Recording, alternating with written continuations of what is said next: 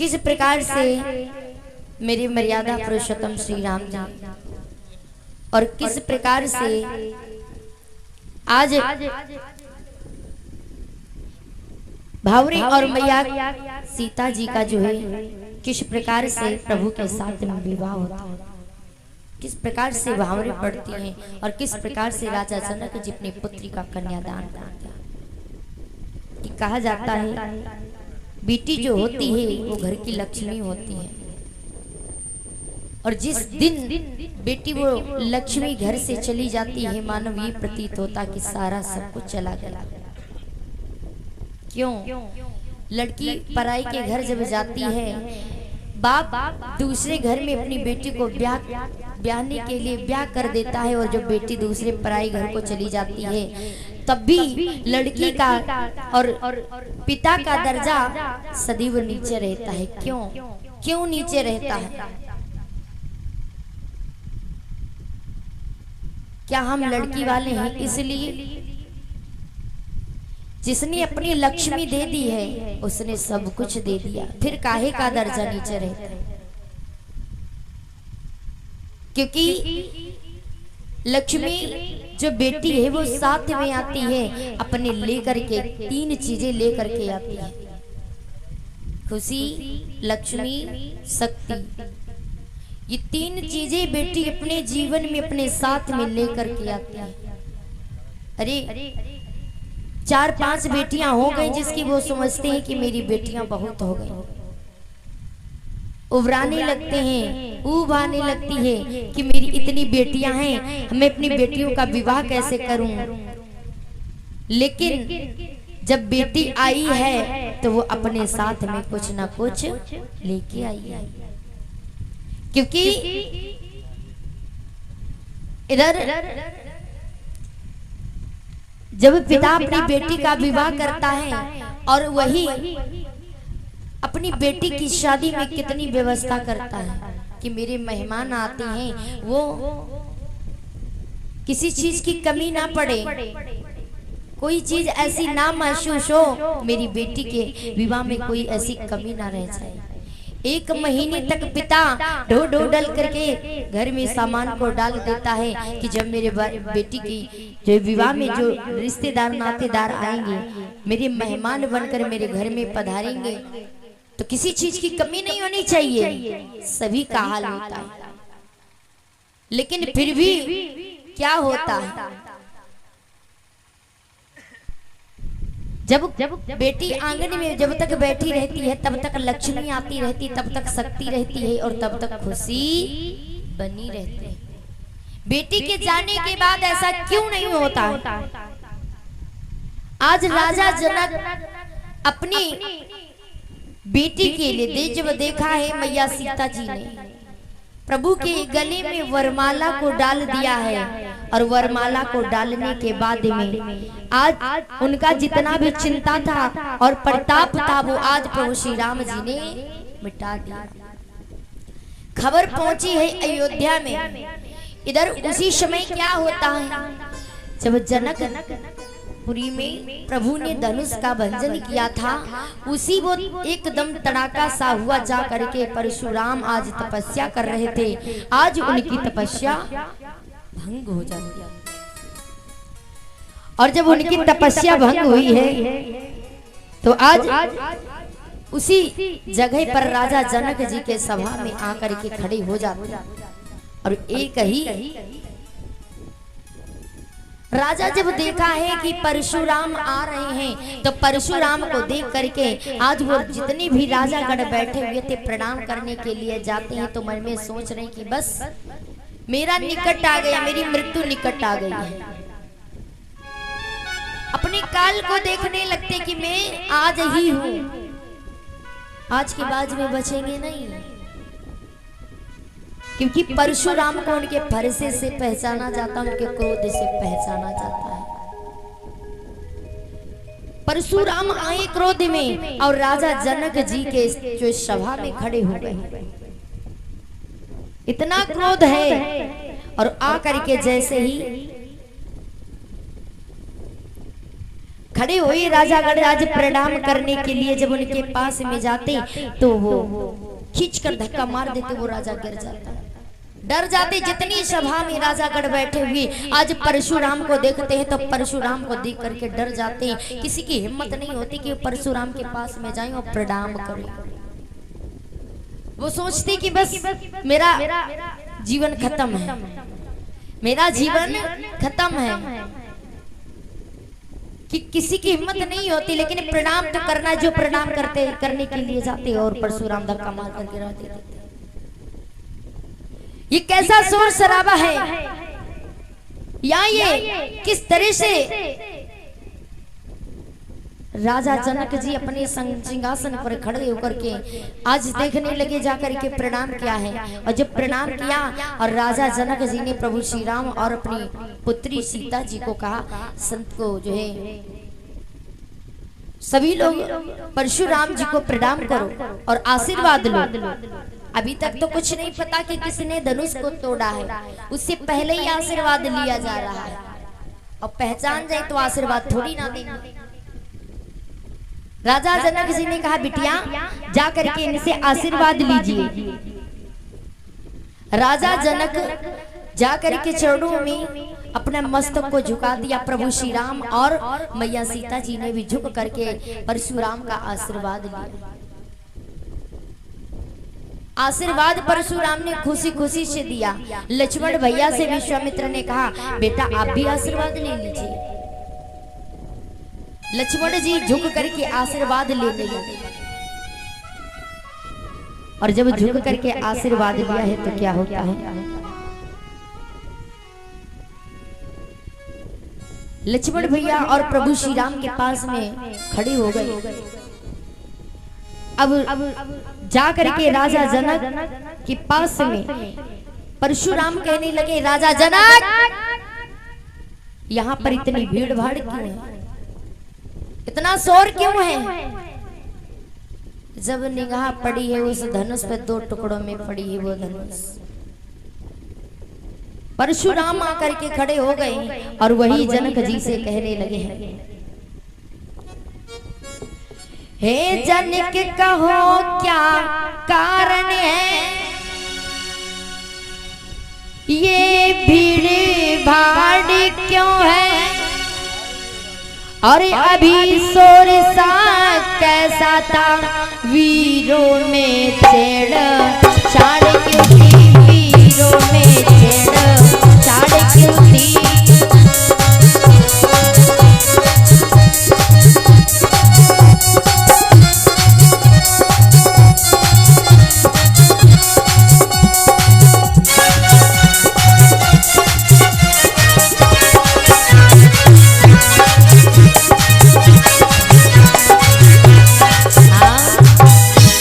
परशुराम ने जवाब दिया, ये इतनी भीड़ भाड़ क्यों है, ये शोर क्यों है, क्या हो रहा है यहाँ जनकपुर में। जब देखा है किस धनुष का भंजन किसने किया, इस धनुष को किसने तोड़ा है, तो जिस प्रकार से आज जवाब देने लगे, बताइए जनक जी। लक्ष्मण भैया आगे बढ़ करके परशुराम के समक्ष में खड़े हो गए तो जवाब दिया है, मुनिवर शिव धनुष तोड़ने वाला भी कोई शिव का प्यारा ही होगा, और जिसने ऐसा काम किया कोई दास तुम्हारा ही होगा, कोई तुम्हारा दास ही होगा जो इस धनुष का भंजन किया है। प्रेम से प्रभु आज आकर के खड़े हो गए, कहने लगे कोई दास तुम्हारा ही होगा जो इस धनुष को तोड़ा होगा। 2 टुकड़ों में आज वो धनुष टूटी पड़ी हुई। परशुराम को क्रोध इतनी तेजी से आ गया, तपस्या कर रहे थे, इनकी तपस्या भी भंग हो गई। जैसे आज खड़े होकर के परशुराम ने जवाब दिया है, भृगुपति बोले सेवक तो जिसका सेवक ही जीवन है, और जो वेरी जैसा काम करे वो इस फरसे का भोजन है। जो इस धनुष का भी जिसने भी भंजन किया होगा, और जिस धनुष को, जिसने भी इस धनुष को तोड़ा होगा वो इस फरसे का भोजन होगा।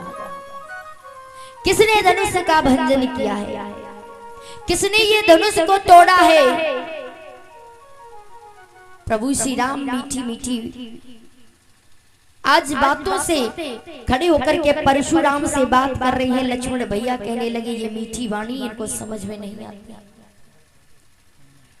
ये मीठी वाणी नहीं समझ में आती। भैया जरा पीछे आप हुए। लक्ष्मण भैया आगे आ करके खड़े हो गए।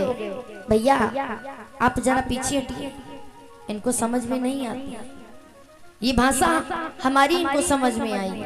लक्ष्मण कूद करके आगे खड़े हो गए और प्रभु श्री राम को पीछा कर दिया। जिस प्रकार से आज पीछे किया और क्या बोलने लगे हैं लक्ष्मण भैया। बोला सुख का संवाद कभी दुख का कारण बन जाता है, और मीठी बोली के कारण ही तोता पिंजड़े में आता है, तोता पिंजड़े में आता है।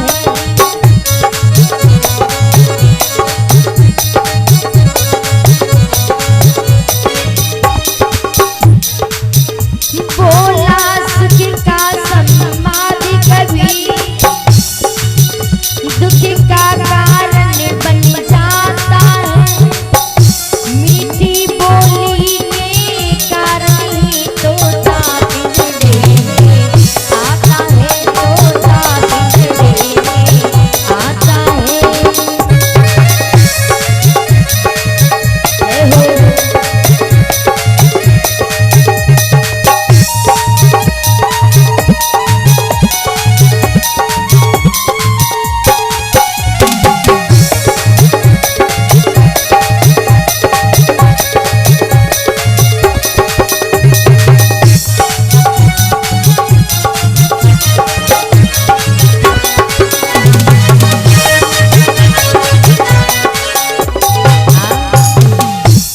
जवाब दिया है जो मीठी वाणी बोलता है वो जो अतिका मीठा गन्ना है कोल्हू में पेरा जाता है।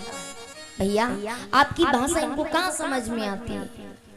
लक्ष्मण भैया आगे बढ़ करके आज खड़े हो गए और खड़े होकर के आज वही शब्दों को आज आगे आकर के जवाब देने लगे हैं कि भाई ने मीठे वचन कहे क्रोध और बढ़ आया है, और सबसे पहले बोल उठे इसलिए दोष ठहराया है। अरे आप हमारे भैया को दोषी समझ रहे हैं? अरे मीठी वाणी क्या बोली, आप तो हमारे भैया को दोष लगा रहे हो। हाँ तोड़ा है, मेरे भैया से ये धनुष टूटा है, बताइए क्या करेंगे आप? बोली हाँ भैया से मेरे इस धनुष का भंजन हुआ, ये मेरे भैया के हाथों से ये धनुष टूटा। आपका था धनुष, जवाब दिया नहीं, तो फिर आप ऐसा क्यों कह रहे हैं? परशुराम खड़े रहे, जवाब दिया सुनिए। अच्छा अपराधी हम ही सही, ये जहर हम ही ने घोला है, और वो करना है सो करें आप, शिव धनुष हम ही ने तोड़ा। बताइए क्या करेंगे आप? मैंने ही धनुष तोड़ा, अब बोलिए। लक्ष्मण जी आज आगे बढ़ करके जैसे अग्नि में घी बढ़ता है उसी प्रकार से और आगे बढ़ गए। परशुराम को क्रोध इतना आ गया है, इतना क्रोध आ गया। बोले बालक क्या हुआ तुझे जो बात काटता जाता है, और न्योतारी ब्राह्मण समझा जो मेरी बात को डांटता जाता है।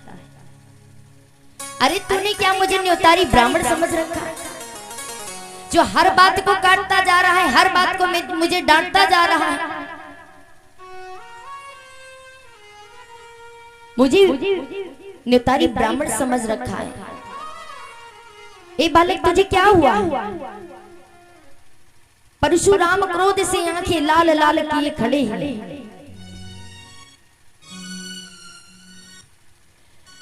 मुझको सीधा ब्राह्मण ना समझो, क्षत्रिय कुल का द्रोही हूँ और भृगुवंशी बालक ब्रह्मचारी निर्मोही अति क्रोधी हूँ। और आपने किस तरह से मुझको समझ रखा है और क्या कह रही हो? जिस प्रकार से आज लक्ष्मण भैया आगे खड़े होकर के जवाब देने लगे, हाँ वही समझ रहा।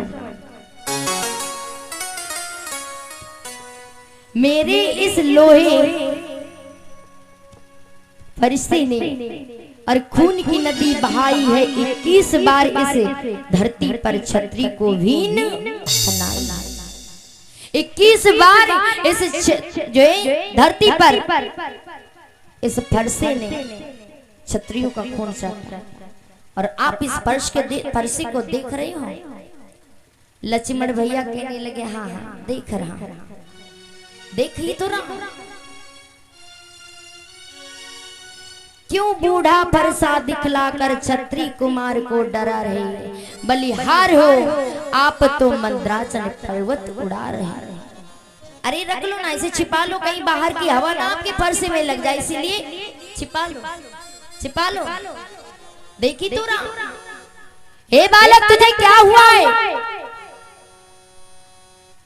अरे मैंने सुना कि आप जैसे संतों को कभी क्रोध नहीं आता, लेकिन आपने तो इस तरह से आभूषणों को पहन रखा जैसे रण में महाराज पहनते। इतना क्रोध में आप जिस प्रकार से आज इतने शब्दों को कहा है, आज खड़े हो करके स्वयं परशुराम कहने लगे, अरे बालक तुझे क्या हो गया है? तुझे क्या हो गया है? तेरी समझ में नहीं आता है।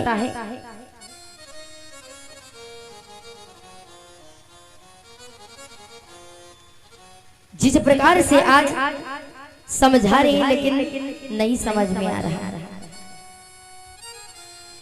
आगे बढ़कर के प्रभु श्री राम लक्ष्मण को शांत कराने लगे, कहने लगे मेरे भाई शांत हो जाओ, आप इस तरह से आगे ना जाइए क्योंकि ये परशुराम है, ये बड़े हैं हमसे, आप इस तरह से बात मत कीजिए इनसे।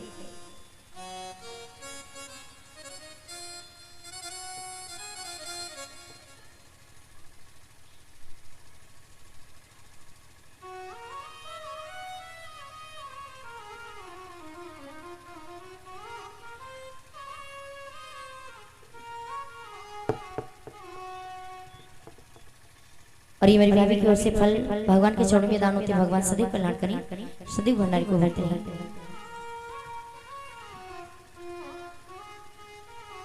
जवाब दिया, लक्ष्मण शांत हो जाओ, और इस तरह से बात नहीं की जाती। भैया कैसे ना करो, आपकी भाषा इनको समझ नहीं कहाँ आती है।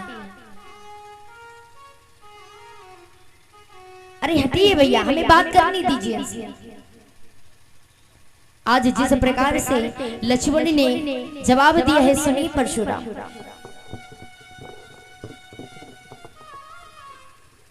श्रीमान तेजस्वी ब्राह्मण है, इसलिए मुझे यह कहना है, और ब्राह्मण भूषण पहना है, ये रण में पहना जाता है, ये रण में पहना जाता है।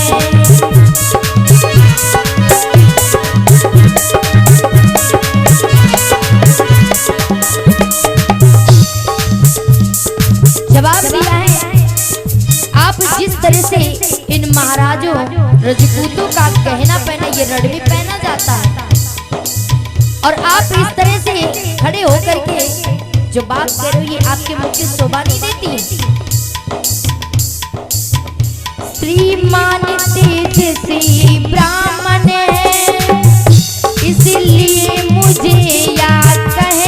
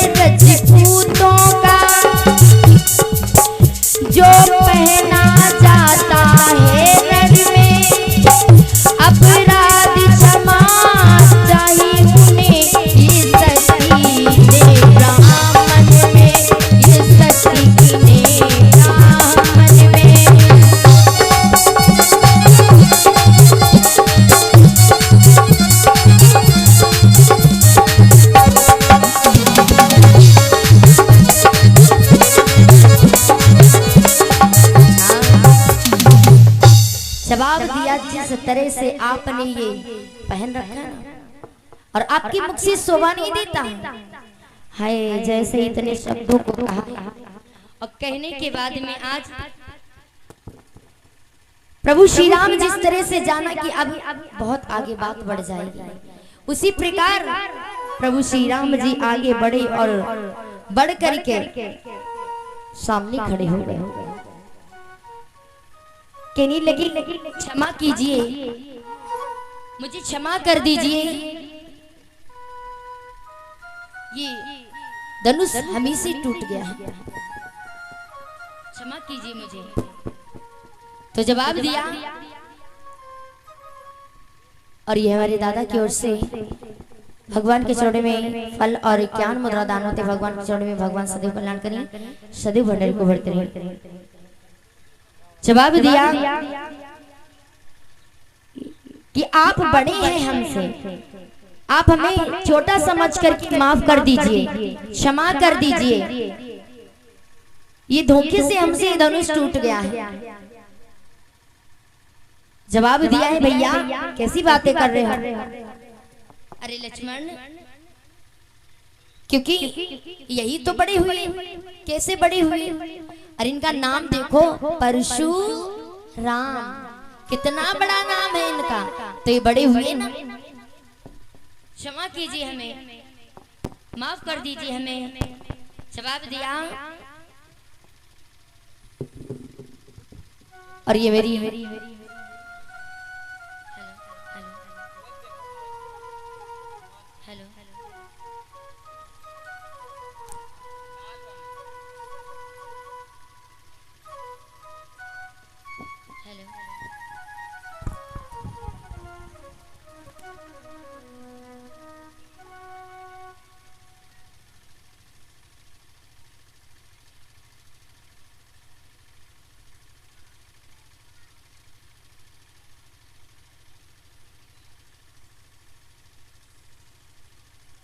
बोली सच्चे दरबार की।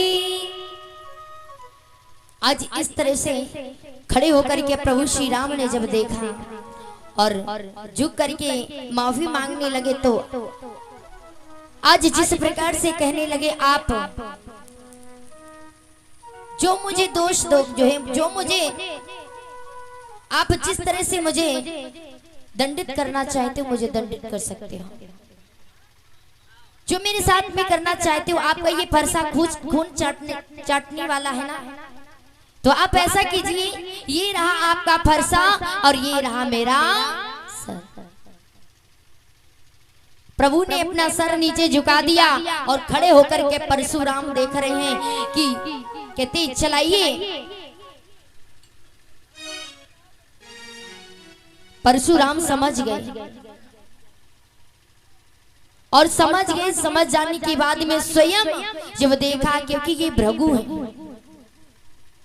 एक बार भगवान जब बैकुंठ में शेषनाग पर लेटे हुए थे, तो ये भृगु जो परशुराम है, ये भगवान के लोक में वहां पर गए थे, और मैया लक्ष्मी चरणों को दबा रही थी, प्रभु लेटे हुए थे, और यही भृगु गए और आवाज लगाई 3 बार, लेकिन प्रभु को सुनाई नहीं पड़ा, क्योंकि वो दूसरे में मग्न थे। प्रभु इन्होंने गए प्रभु ने, और इतनी तेजी से खींच करके आज प्रभु के सीने में लात मार दी थी। लात मारी, लेकिन फिर भी भगवान उठ करके प्रभु के चरणों को पकड़ लिया, प्रभु मुझे क्षमा कर दीजिए। मैया क्रोध से आज वैकुंठ से निराश होकर के आज वो चली जाती। प्रभु कहते हैं जरा रुक जाइए लक्ष्मी, लेकिन क्रोध क्यों? क्योंकि मैया लक्ष्मी ने देखा कि मेरे स्वामी इतने बड़े होते हुए आज इस संत ने, भृगु ने मेरे स्वामी के सीने में लात मारी, लेकिन मेरे स्वामी यहाँ करके इनके भृगु के चरणों को पकड़ लिया। ये मैया से नहीं कर सकी, और मैया वहां से चली गई। जिस प्रकार से आज ये वही है, प्रभु श्री राम आए हैं, और यही परशुराम आकर के कहा, ये रहा आपका फरसा और ये रहा मेरा सर, आप मरिए, चलाइए अपने फरसे को। भृगु वही परशुराम ने समझ लिया कि ये वही तो नहीं है। जब देखा है तो स्वयं आज कहने लगे हैं, प्रभु हमें क्षमा कर दीजिए, मैंने नहीं समझ पाया, मुझे क्षमा कर दीजिए। आज जिस तरह से प्रभु ने जब पहचान लिया और परशुराम ने भी पहचान लिया तो जवाब दिया, प्रभु मुझे क्षमा कीजिए, ये मुझसे क्या अपराध हो रहा है, क्षमा कीजिए। हाथ को जोड़ करके सामने परशुराम खड़े हो गए और वही जवाब दिया, प्रभु मेरे क्रोध को हर लीजिए, मेरे क्रोध को हर लीजिए। लक्ष्मण कहने लगे, भैया अरे नहीं नहीं, अगर आप बाण उठाओगे, अरे एक बाण की मुकदमा सुलझ नहीं पाया और दूसरा, अरे ये धनुष टूटा तो चेला आ गया, अगर दूसरा धनुष कहीं टूट गया तो सीधे गुरु ही चले आएंगे। अरे एक मुकदमा सुलझ नहीं पाया अभी धनुष का और दूसरे पे नंबर आ गया। भैया कहने लगे, लक्ष्मण शांत हो जाओ। जिस प्रकार से भृगु ने उस धनुष को उठाया और उठा करके वो तीर को दिया, क्योंकि वो तीर जो है वो आप ही प्रभु के चरणों में गिर गया। सोच रहे हैं कि वो दो टुकड़ों में पड़ा है और कहीं हम भी कहीं दो टुकड़े में हो गए तासे आप ही चले जाते हैं। वो धनुष प्रभु के चरणों में गिर गया, प्रभु ने उठाया, उठा करके एक ही बाण से आज परशुराम का क्रोध हर लिया। और हरने के बाद आज परशुराम वहां से जब चले जाते हैं और जाने के बाद में क्या होता है, एक ही बाण से सारा क्रोध हर लिया और प्रणाम करके आज फिर से चले जाते हैं। इधर क्या होता है, जनकपुरी में आज राजा जनक जी ने अयोध्या में भी निमंत्रण भिजवा दिया। राजा दशरथ के वहां निमंत्रण पहुंच गया और पहले से ही दो दूल्हे हैं वहां पर मौजूद, दो दूल्हे वहां, लक्ष्मण और प्रभु श्री राम जी जनकपुरी में है। और देखिए अयोध्या से बारात आ रही है जनकपुर की ओर, तैयारी चलने लगी है। और इधर क्या होता है कि 4 मंडप राजा जनक जी ने अपने आंगन में हरे हरे बांसों के मंडप बनवाए। राजा जनक पूर्ण तैयारी कर ली है। आज अयोध्या से किस तरह से आज बारात लेकर के राजा दशरथ चले आ रहे हैं जनकपुर की ओर। इधर जनकपुरी की ओर जब लेकर के बारात आ रहे हैं और धीरे धीरे मार्ग में जब पहुंच रहे तो वहां पर भरत और शत्रुघ्न और भरत दूल्हा आज बन करके जब रास्ते में मार्ग में आ रहे हैं तो किसी ने पूछा, क्योंकि बाराती आगे जाते हैं ना आनंद लेते हुए और दूल्हे को पीछे कर देते हैं। सो आज वही हो रहा है कि भरत और शत्रुघ्न पीछे, बारात वाले आगे खूब आनंद लेते हुए झूमते हुए आज जा रहे हैं जनकपुरी की ओर। जनकपुरी की ओर जब जा रहे हैं तो किसी व्यक्ति ने पूछा, भैया बारात कहाँ जा रही है? दूल्हा तो कहीं नजर नहीं आ रहा। तो जवाब दिया, भैया बारात कहाँ जा रही है? अब आगे वाले पूछ रहे, अब क्या बताएं? अगर हम इनसे कहें कि दूल्हा पहले ही ससुराल में बैठे तो बेइज्जती हमारी हो जाएगी कि बिना दूल्हा की बारात जा रही है। तो क्या जवाब दे? तो जवाब दे, पीछे आ रहे हैं, दूल्हा पीछे आ रहे हैं, पीछे आ रहे हैं और आगे आगे बारात जा रही है। अब दूसरे व्यक्ति ने पूछा तो वो जो दूसरा व्यक्ति सोच रहा सुन रहा था तो वो दूसरे व्यक्ति ने कहा, ये हमसे भी पूछेगा कि दूल्हा कहाँ है, तो हम पहले ही बता देते हैं। कहने के भैया ये बारात जा रही है जनकपुरी की ओर और दूल्हा तो, अरे भैया हम ये थोड़ी ना पूछ रहे बारात कहाँ, हमने तो कुछ कहा भी नहीं। कहाँ बारात जा रही है? तो जवाब दिया है बाराती जनकपुरी की ओर जा रही। अच्छा अच्छा, बहुत बढ़िया बात है, क्योंकि दूल्हा तो पहले ही वहां बैठे हुए, दूल्हे साथ जा रहे हैं। बाराती लोग आज खूब नाचते कूदते भगवान की बारात में जा रहे हैं। बड़ी खुशी है आज अयोध्या की नगर वासियों को भी, और जनकपुर वाली जितने भी आज हैं, आज वो सब पूर्ण तैयारी कर चुके हैं कि आज अयोध्या से आज बारात आ रही है, खुशी की आज सहनाई बाज रही है।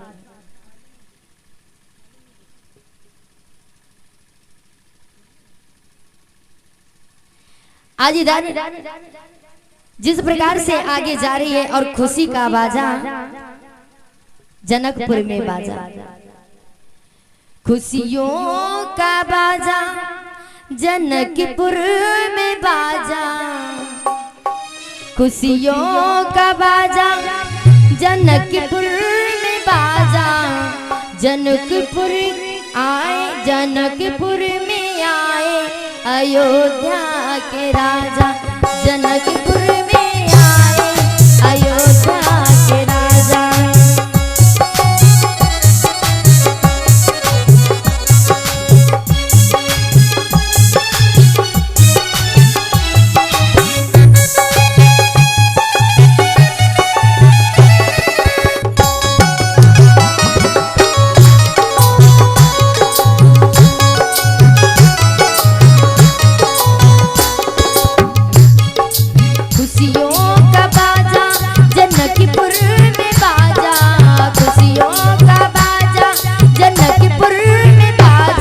जनकपुर में आए अयोध्या के राजा, जनकपुर में आए अयोध्या के राजा।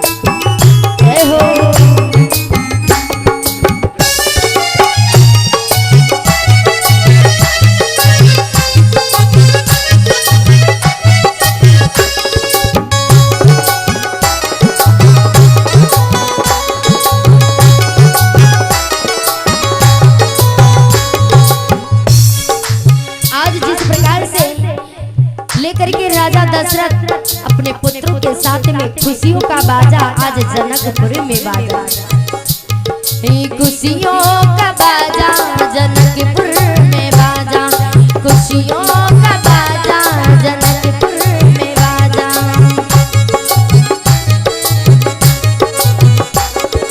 खुशियों का बाजा जनकपुर में बाजा, खुशियों का बाजा जनकपुर में बाजा, जनकपुर में आए अयोध्या के राजा, जनकपुर में आए अयोध्या के राजा, जनकपुर में आए अयोध्या के राजा, जनकपुर में आए अयोध्या के राजा, जनकपुर में आए अयोध्या।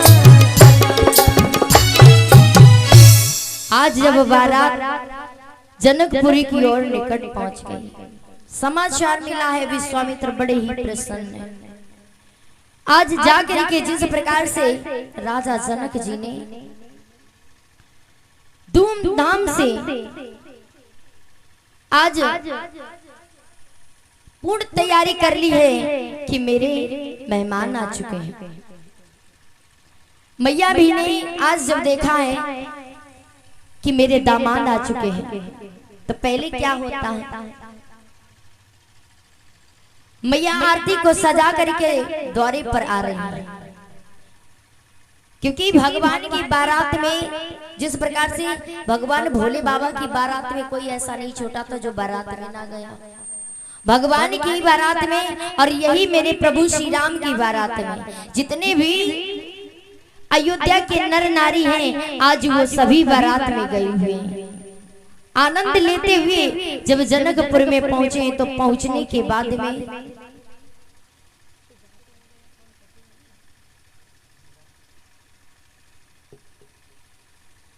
आज इधर सभी को राजा जनक जी ने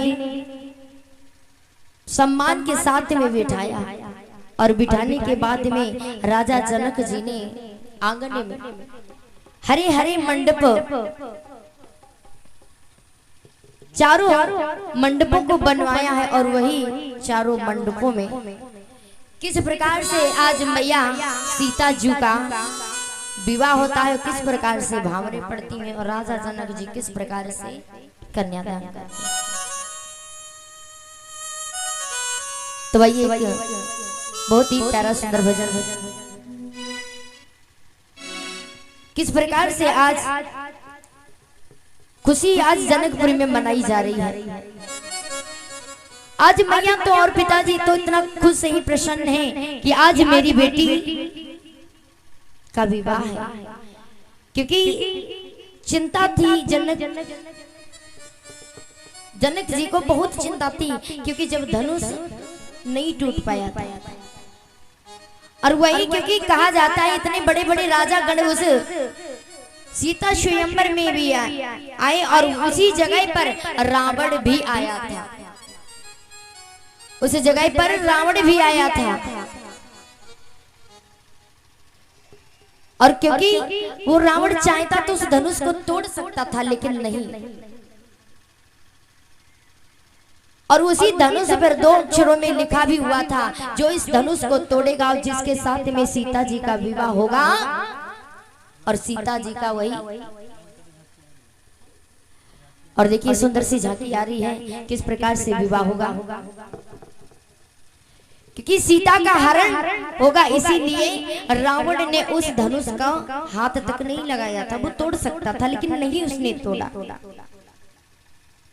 तो वही सभी वक्त ताली बजा करके बोलेगा, तब तक सुंदर सी झांकी आ रही है। तो आइए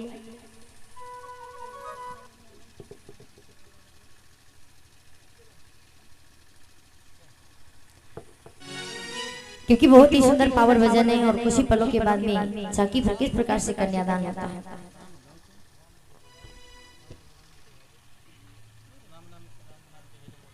तो वही कि कहा जाता है कि हमारे से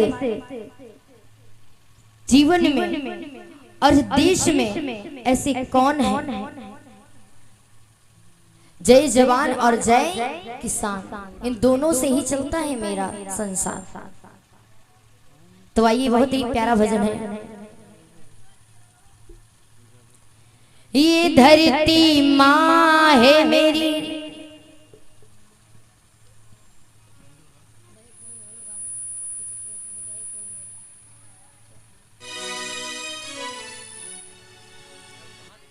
देखिए सुंदर सी झांकी हरी। आइए छोटा सा भजन।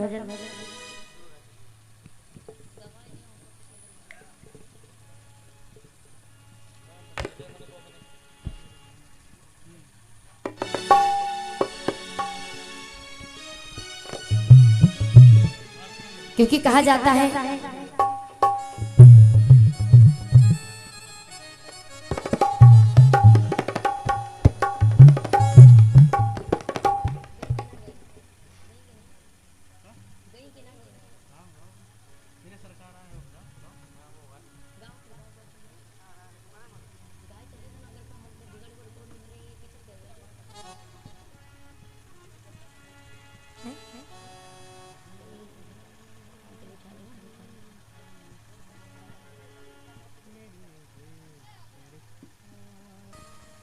अब पहली बवरिया हो, अब तो बिटिया बाबुल की, अब पहली बवरिया हो, तो बिटिया अब बाबुल की, अब पहली बवरिया हो।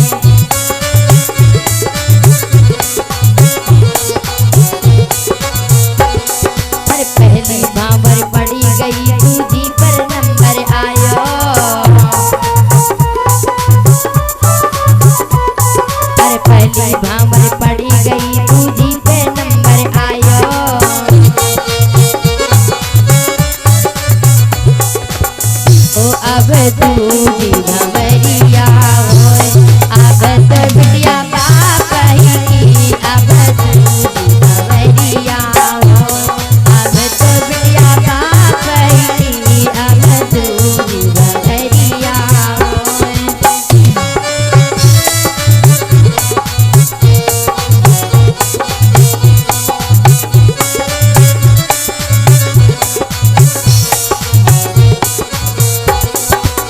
जी भावर पड़ी गई तीजी पे नंबर आयो, अरे दूजी भावर पड़ी गई तीजी पे नंबर आयो,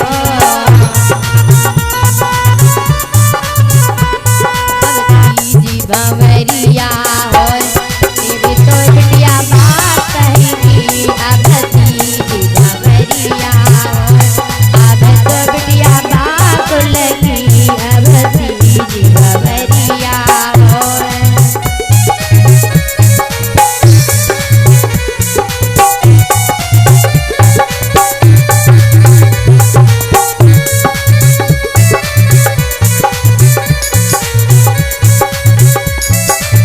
बोली श्री रामचंद्र भगवान की।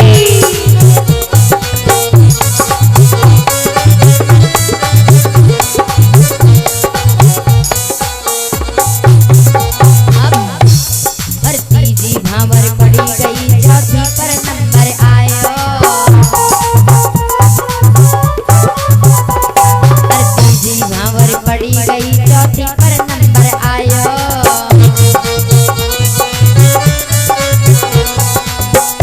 अब चौथी भंवरिया होए, अब तो बिटिया बाप कहेगी, अब चौथी भंवरिया होए, अब तो बिटिया बाप कहेगी, अब चौथी भंवरिया होए।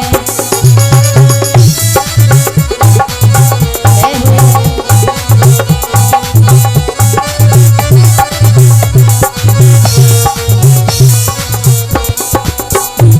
और चौथी भावर पड़ी गई पांचवी पे नंबर आयो, और चौथी भावर पड़ी गई पांचवी पे नंबर आयो,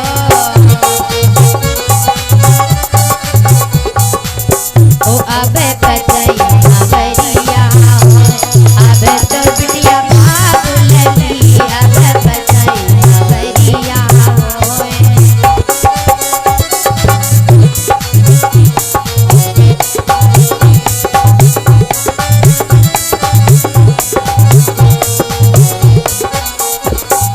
और पांचवी भावर पड़ी गई छठवीं पे नंबर आयो,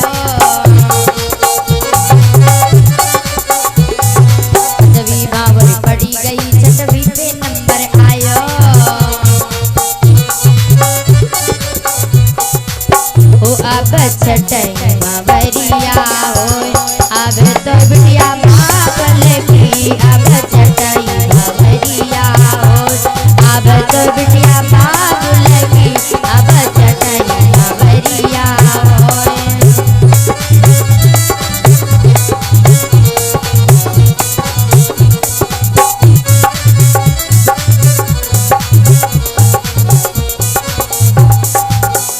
और छठवीं भावर पड़ी गई सातवीं पे नंबर आयो, छठवीं भावर पड़ी गई सातवीं पे नंबर आयो,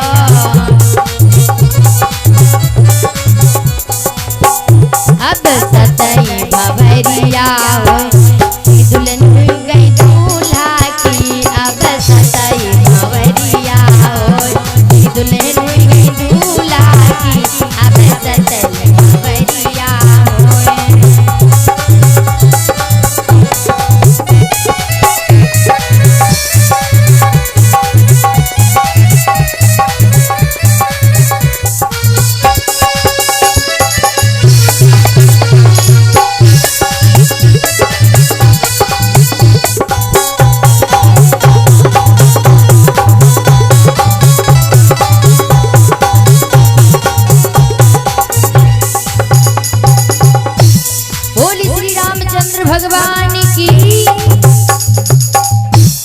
आज 7वीं भावर पूर्ण हुई और इस प्रकार से हाँ ब्याह करा आपने। हाँ तो सब है ना, देखो सब जनकपुरी बैठी हुई है, देख लो सब जनकपुरी तो बैठी है, इधर भी जनकपुरी उधर भी जनकपुरी है ना। अब जनक जी आकर खुद ही देंगे।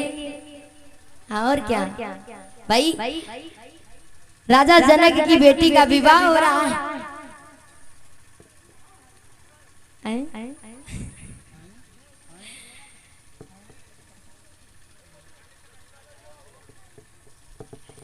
बोली श्री रामचंद्र भगवान की, सीता मैया की, चारों भाइयों की। आज इधर भावरी हुई हैं मेरी माताएं, हमारी कन्यादान करेंगी। जितनी भी मेरी माताएं बैठी हुई सभी लोग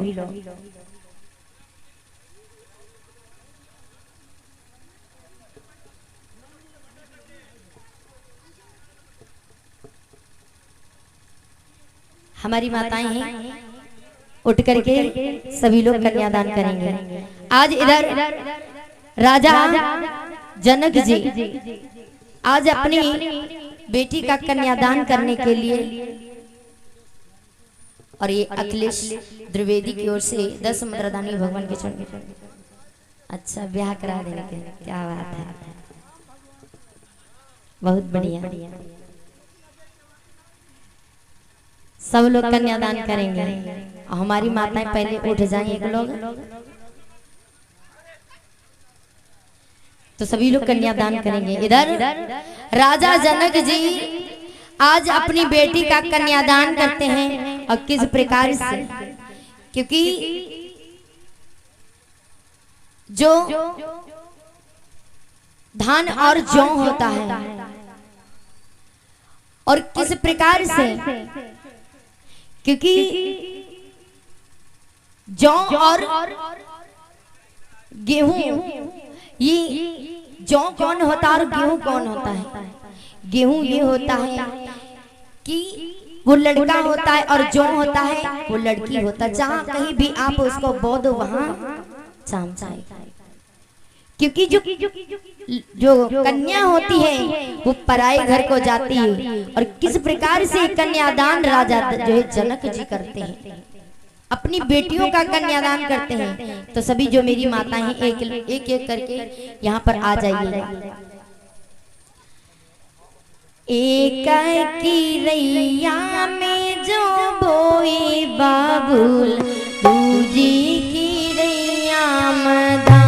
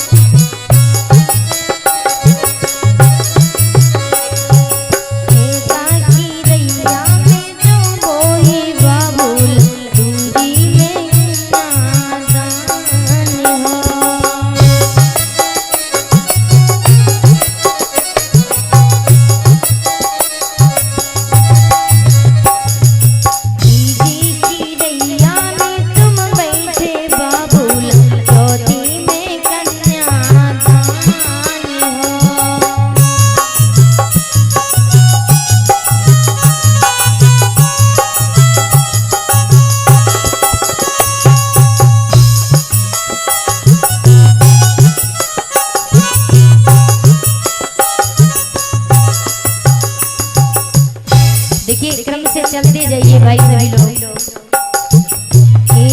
की रैया में जो कोई बाबूल, दूजी की रैया में धान हो।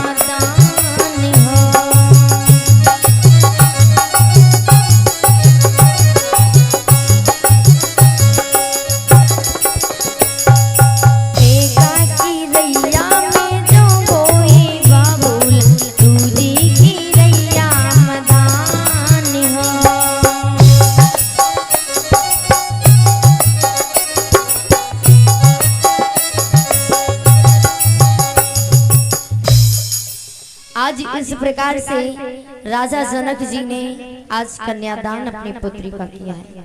जो मेरी माताएं लाई हो बर्तन श्रृंगार और वो आकर के कर दिया करके आज इधर कन्यादान राजा जनक जी ने जब किया, देखिए मेरी माताएं एक एक करके भाई आ जाइए, क्रम से करते रहिए। और हमारे इधर भाई दद्दा का आप लोग नहीं उठेंगे हैं? हाँ, आज इस प्रकार से राजा जनक जी ने और मां ने अपनी पुत्रियों का कन्यादान किया है। कन्यादान हो गया, होने के बाद में आज इधर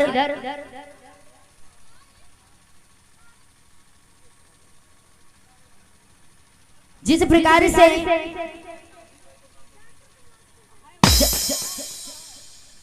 जब कन्यादान हुआ और कन्यादान होने के बाद में जब सुबह का वक्त हुआ तो आज किस प्रकार से कलेवा होता है। और जब कलेवा का वक्त आ गया तो जनकपुर की जितनी भी सीता की सहेली थी वो आज किस प्रकार से मजाक करते हैं, क्योंकि शादी तब तक नहीं पूर्ण होती है जब तक तो चार में सखियां गाली नहीं देती और जब तक मजाक नहीं करती तब तक वो शादी संपन्न नहीं होती। आज जनकपुर की नारी आज प्रभु श्री राम और लक्ष्मण भरत शत्रुघ्न आज सभी को सुनना पड़ रहा है, क्योंकि प्रभु श्री राम और भैया लक्ष्मण आज बैठे हुए हैं और जितनी भी वहाँ की नर नारियां हैं और जितनी भी वहाँ पर नारी खड़ी हुई हैं, आज जब कलेवा का वक्त हुआ सारी वो जितनी भी नारी थी आज वहाँ पर खड़ी हो गई और किस प्रकार से मजाक करने लगी है। हमारे आप लोगों के यहाँ कैसे रिवाज चलते हैं, क्योंकि ये परंपरा से ये रीत चलती चली आ रही है। तो किस प्रकार से जनकपुर की नारियों ने प्रभु श्री राम और लक्ष्मण से मजाक की है, किस प्रकार से कहा है, देवे रघुवर को गाई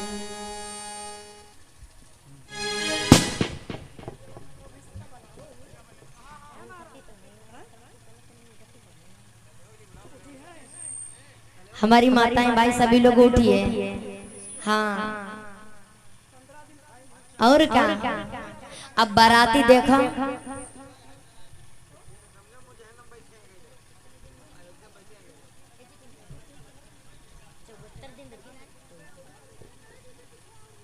हाँ और क्या क्रम से सभी लोग भाई चलते रहिए, क्योंकि बारात एक दो दिन थोड़ी ना 74 दिन जनकपुर में बारात टिकी हुई थी। हाँ 74 दिन। अब आजकल क्या होता है, आजकल बारात कितने दिन दिखती है, एक दिन। अब एक दिन में व्यक्ति कितना परेशान होता है, 74 दिन प्रभु श्री राम की बारात 74 दिन जनकपुर में टिकी थी और रुकी थी। अब सोच लो, अब यहाँ एक दिन बारात आती है, रात को खाकर बस चले जाती, लेकिन 74 दिन प्रभु श्री राम की बारात रुकी थी। सोचो कितने लोग होंगे बारात हैं? आज मेरे राम की शादी है, आज मेरे प्रभु श्री राम की शादी है, तो धूमधाम तो होना ही चाहिए, है ना। आज भाई चलती रहो क्रम से मेरी माता है। देखिए राम की शादी होने जा रही है, कलेवा का वक्त है और सभी जनकपुर में नारियां बैठी हुई हैं, तो सभी लोग मिल के गाइएगा। और इधर हमारे दद्दा भाई लोग आप भी उठे जाइए और कीजिए कन्यादान।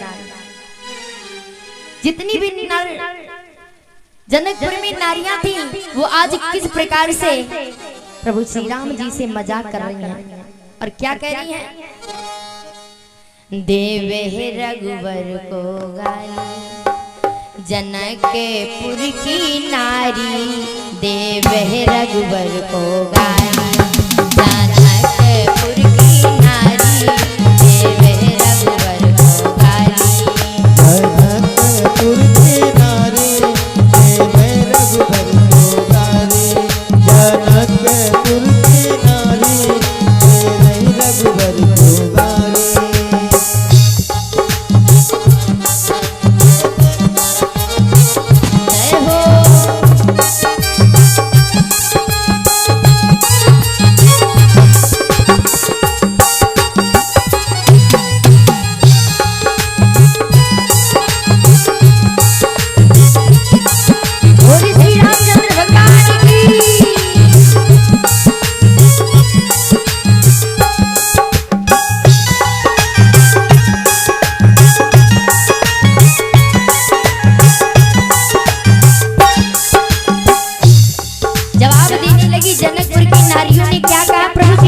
से रामचंद्र दशरथ के भैया तुम हो काली।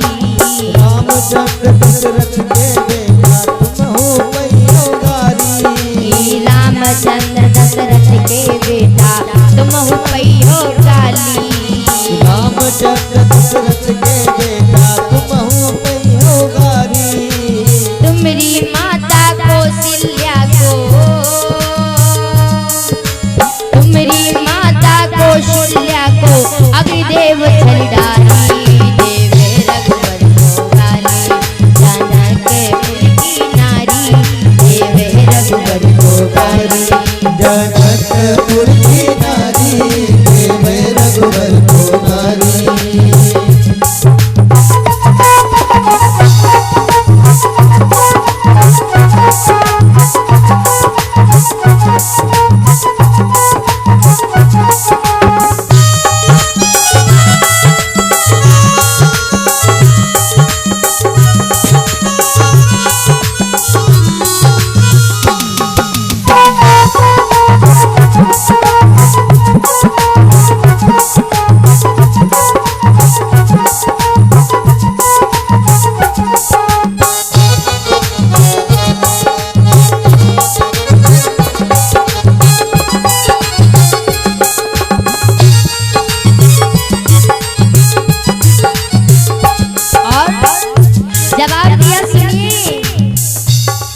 प्रभु श्री राम को किस प्रकार से कर रही है सुनिए। आपको भी गाली मिलेगी ऐसा नहीं है। नर नारी देख रहे हैं आज जनकपुर के, और नारियों ने किस प्रकार से बड़े भाव से कहा है।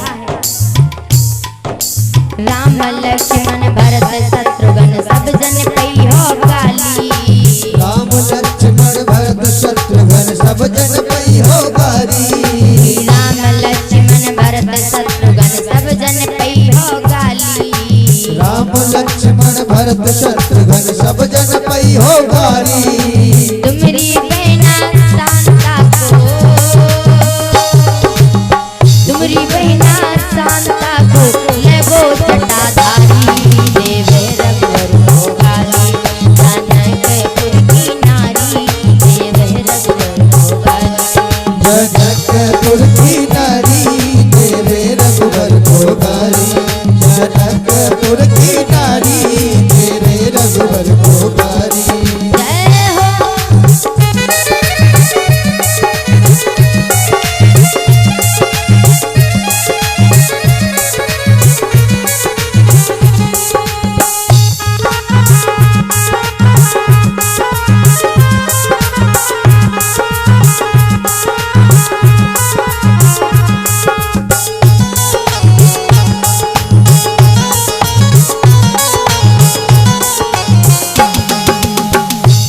जवाब दिया देखिए, तुम भी सभी को वहाँ की नारियां गाली दे रही है और मजाक कर रही है। लक्ष्मण आप भी नहीं बचोगे।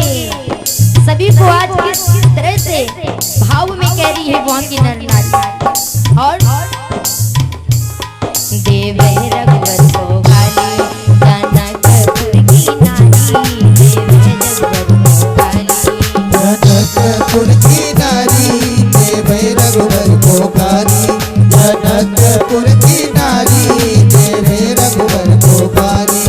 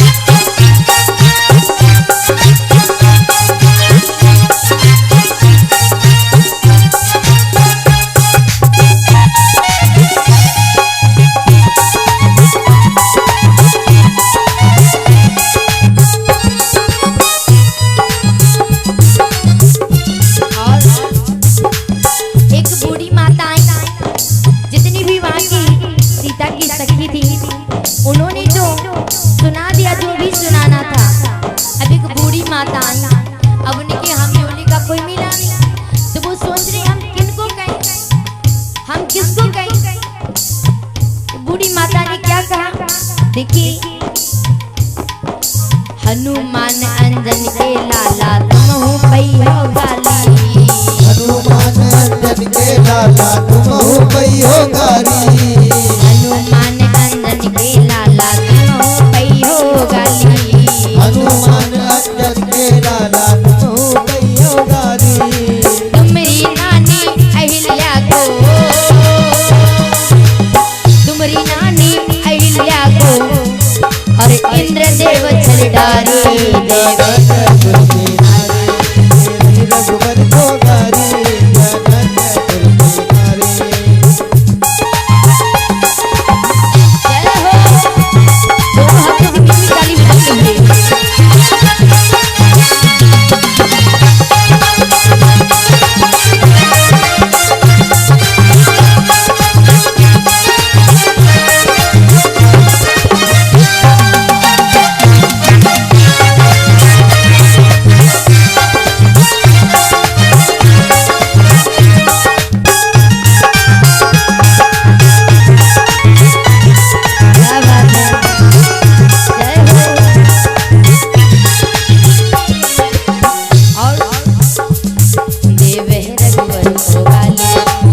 जनकपुर की नारी देवे रघुवर को गाली। जनकपुर की नारी देवे रघुवर को गाली। जनकपुर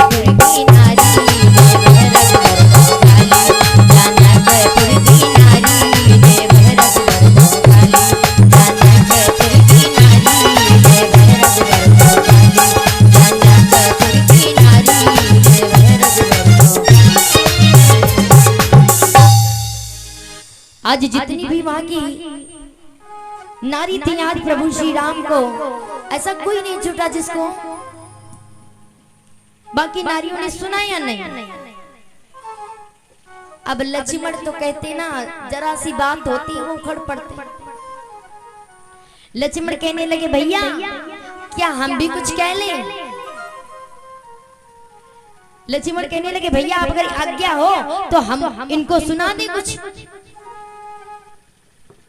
सुना दे कुछ। प्रभु श्री राम कहने लगे चुप बैठ चुप। अरे तुझे पता नहीं है यहाँ और कहीं नहीं, ससुराल में बैठे हुए हैं। अरे वो तो देंगे ही देंगे, कहेंगे कहेंगे। अरे नहीं भैया हमारा मन नहीं मान रहा है, हमारा मन नहीं मानता है कि देखो इन्होंने कहा तो कुछ हम भी सुना ले। अरे सुना ले समय समय पे। अरे अरे चुप हो जाओ। अरे भैया अरे देखो तो सही कैसी कैसी कह रही है, कहने दो भैया मेरा मन नहीं मानता, क्या कह लूं। जवाब दिया है अरे ठीक है नहीं माना तो पर तू ही जान। लक्ष्मण खड़े होकर कहने लगे सुनो क्या कह रही हो और पता है तुम्हें। हाँ ज्यादा मत बनो लक्ष्मण, ज्यादा मत बनो। हमें पता है अयोध्या में लड़के काय से पैदा होते हैं, खीर से पैदा होते हैं।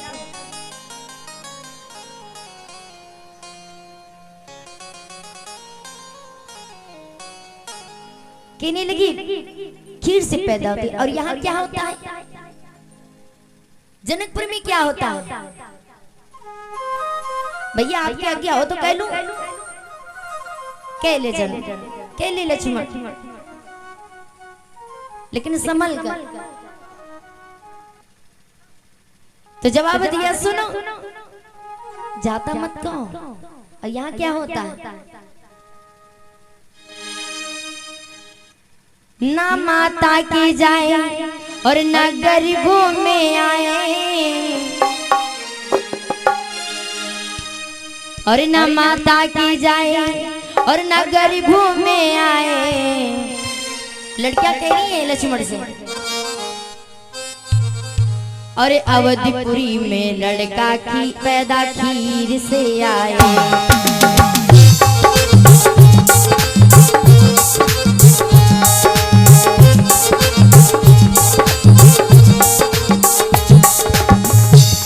ना माता के जाए ना गरीबों में आए, ना माता के जाए ना गरीबों में आए। और अवधिपुरी में लड़का लड़का तीर से आए और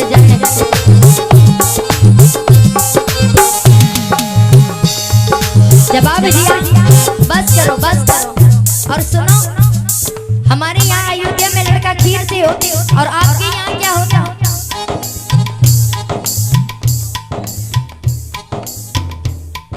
जवाब दिया है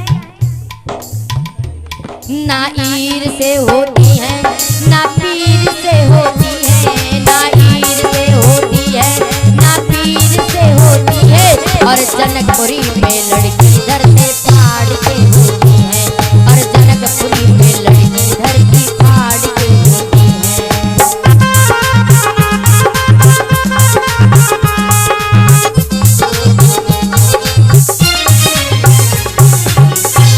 जवाब देने लगे कि बस करो, यहाँ तो माता पिता की काऊ की जरूरत नहीं होती और लड़की तो धरती फाड़ करके आ जाती है। और जवाब देने लगे वाह, ना ईर से होते हैं ना पीर से होते हैं और अवधपुरी में लड़का पैदा खीर से होते हैं। यहाँ तो माता पिता की जरूरत नहीं होती। लड़कियों ने कहा चुप हो जाओ, इनसे लक्ष्मण से जीत नहीं पाओगे तो से चुप बैठ जाओ।